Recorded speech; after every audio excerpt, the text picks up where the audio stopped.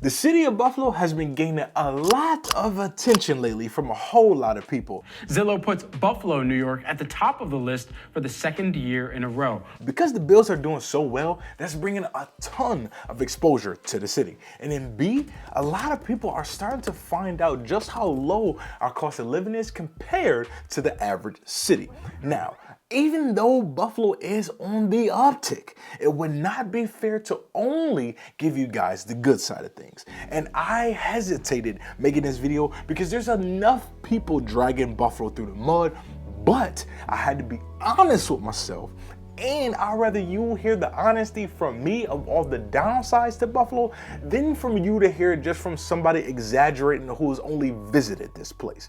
I'm born and raised here, so I understand the good, but I also understand that Buffalo has some problems, and we are going to discuss them inside this video. Number one is going to be none other than older homes. See, these right here, these are our homes. Classic, full of character. They old as heck, but they are standing strong still. And the further you go out, we'll have those houses from the 80s, 90s, and early 2000s. Good sized yard, probably a finished basement. We got some options. Now, new builds. You're gonna pay a premium for these. You're gonna be in the suburbs. None of these are built inside the city, unfortunately. Let's talk about this in just 1 second. To me, this is still one of the biggest drawbacks to Buffalo that I can imagine. And the reason why that is because Buffalo does not have a new build selection within our city limits.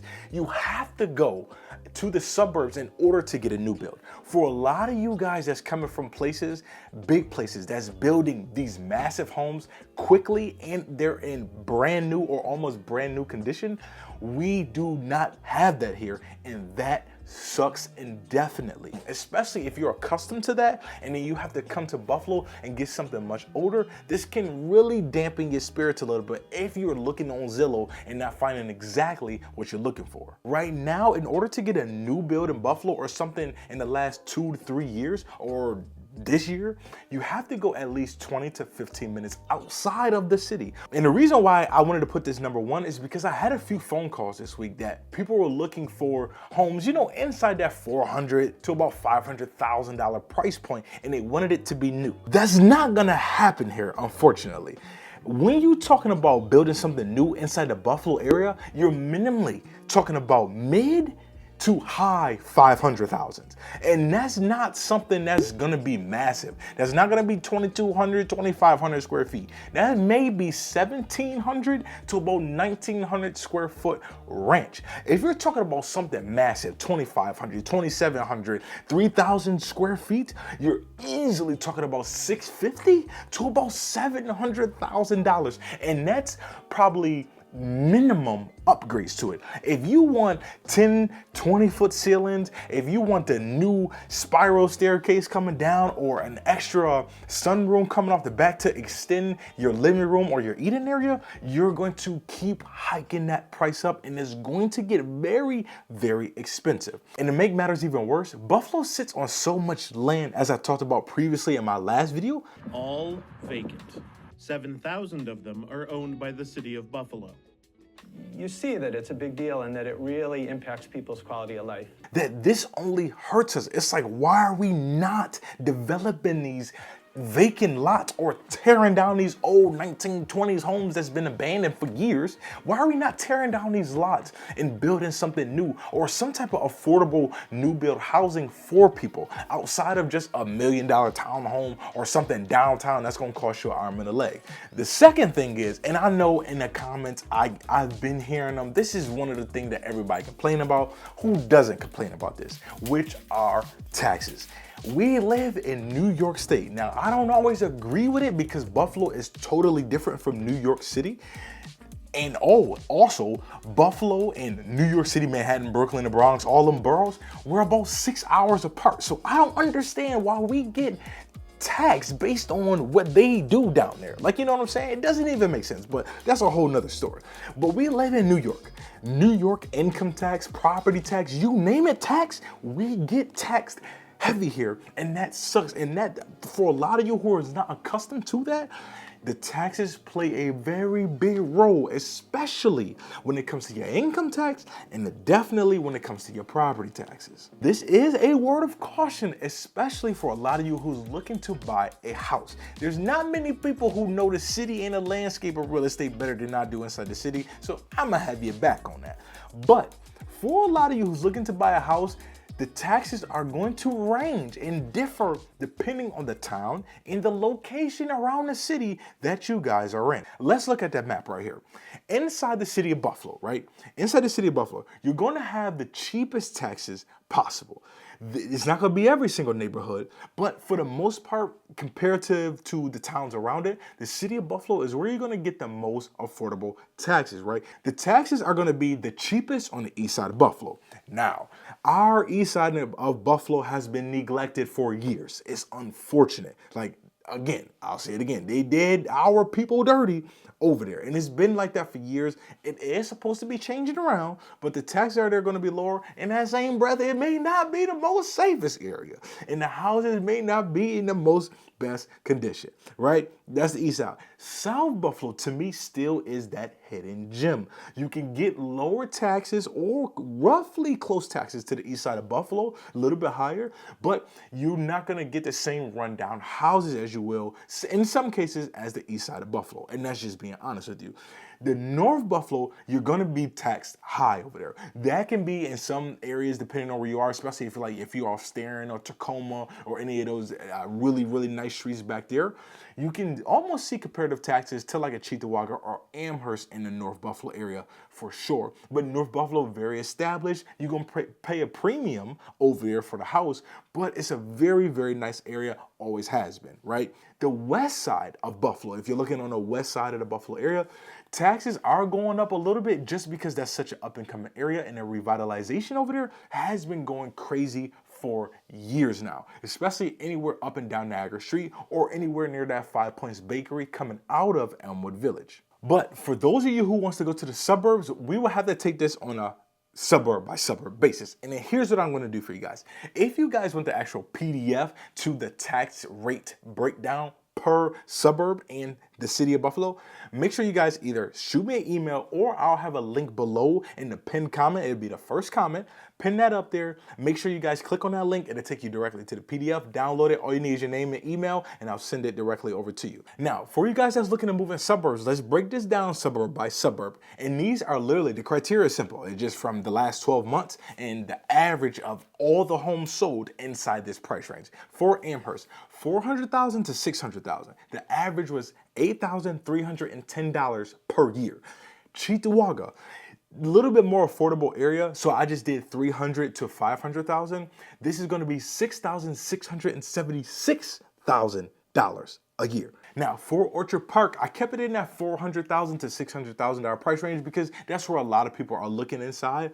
$9,347 per year inside of Orchard Park for a $400,000 to $600,000 house on average. And then the state income tax can it be anywhere from about 4% all the way up to about 10.9%, depending on how much money you're making. Number three is something, you see how I kind of lean back on my chair right there? You got to prepare yourself for this. So number three is something that you can only, you have to experience it, right? And this, I know a lot of Buffalonians are going to agree with this. Our city is cloudy about 6 to 7 months out the year. I know it may sound crazy. Now, we're not as bad as like Washington, way in the Northwest up there, but Buffalo is cloudy. Like, and the crazy part is, I really never paid attention to this as a youngster, but as I got older, I'm like, Jesus, like, can we get some sun? There's some people that literally, I've read this, I've personally never experienced this, so I don't want to speak on nothing I've never experienced. As far as I've seen people or heard people really go into a seasonal depression, like during the wintertime until we get a glimpse of sun in the summertime. That, like, it's cloudy here. And some days it really gets gloomy. Now, y'all can tell from my personality, I don't let a lot of things get me down, but I like the sun at the same time. Number four is going to be very subjective depending on the type of person that's moving here, right? Personally, this doesn't bother me too much, But for some people, especially my younger people or people who just like to go out, I'm not gonna say there's no nightlife here, but there's no club scene here. If you was to think about a city and be like, yeah, that city has a vibe on the night side of things, Buffalo ain't gonna be it. I'm gonna just let you know right now. There's no nightlife, and we don't have the big glamour, glitzy celebrity skylights and bright lights on the like. We don't have that whatsoever. That's something that people complain about. Again, that don't bother me. I'm in the house majority of the time, so me going out to a bar Thursday, Friday, Saturday, Sunday fun day, that does not bother me. So take my perspective and you can use it. But there's not a nightlife here. We are, for the most part, we are bar people. You want to go to a nice bar and go get some good food? Yes, all day long, right? If you want that chill, a little bit of Clement, like, you know, you're gonna see a little bit of dancing, a little bit of shaking here and there. Yeah, you're gonna get that. But for a solid, like, this celebrity is coming to Buffalo this weekend. We live close to Toronto, but Drake is not coming here. Like, you know what I'm saying? No big celebrity is really coming here unless they got a show at the comedy club, and then chances are they going to Toronto to party, or they leaving on a plane immediately, right? Buffalo doesn't have a nightlife like that. We don't have restaurants or big brunch Sundays that I be seeing a lot of y'all on Instagram and stuff like that go to. Instagram be ruining y'all. I'm telling y'all should not be spending $1,000 on a sectional. What's wrong with y'all? And y'all doing that every single weekend?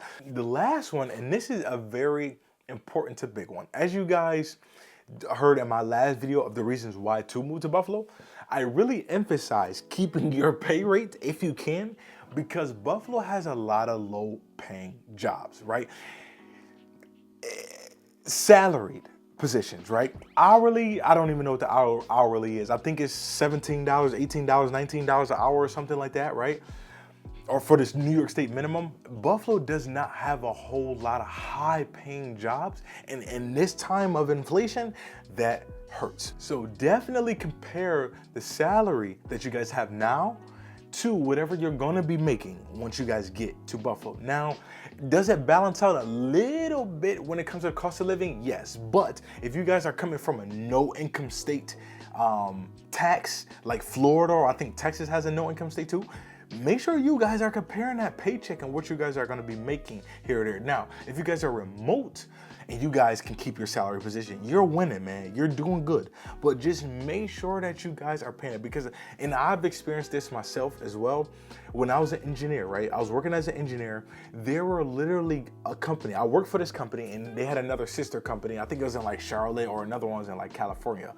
I could have made almost double, same position, doing the same thing in just another branch or another sector of, you know, the company just moving out of state. I could have made almost double what I was making if I would have moved when I was younger. To add on to that, we are one of the highest poverty cities around the entire United States. So when you look at it, I think it's about 27 or about 28%. Buffalo's poverty level is pretty high there. I think the average person in 2023 made around 31 to about 32,000. I think the median household income was like 45,000 or something like that. So when you look at those numbers compared to the average or the national average, which is like 80-something thousand, 60, well, yeah, 80-something thousand, man, that's a big difference, guys. Is it all bad? No. Buffalo has its flaws. You're gonna hear about crime and a lot of different things like that.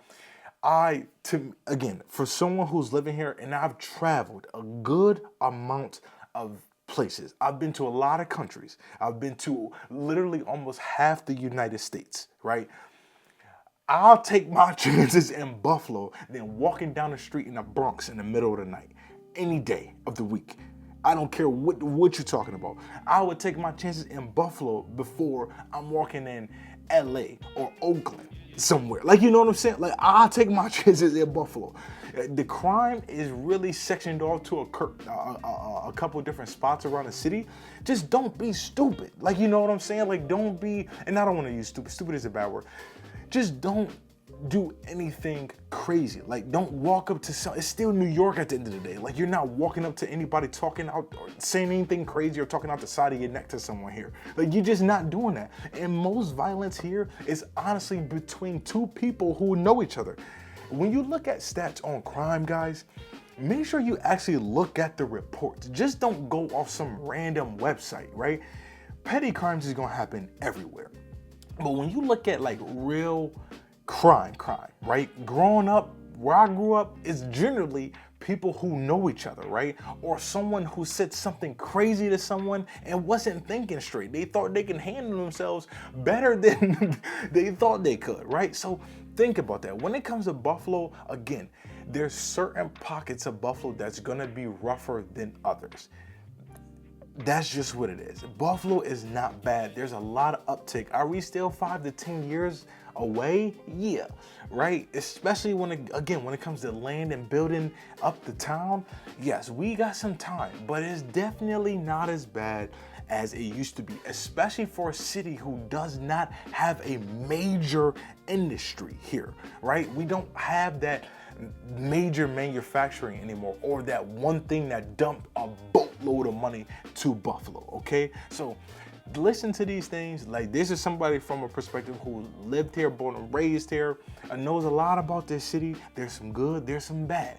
Weigh those options. Now, if you guys are still thinking about moving to Buffalo, make sure you guys reach out to me. Make sure you guys hit me with a call, email, text. Does not matter. As always, I always pick up the phone as soon as I can. If I don't see it right away, forgive you, boy. I will give back to you right away. All right, guys. And as always, I will see you guys inside the next video.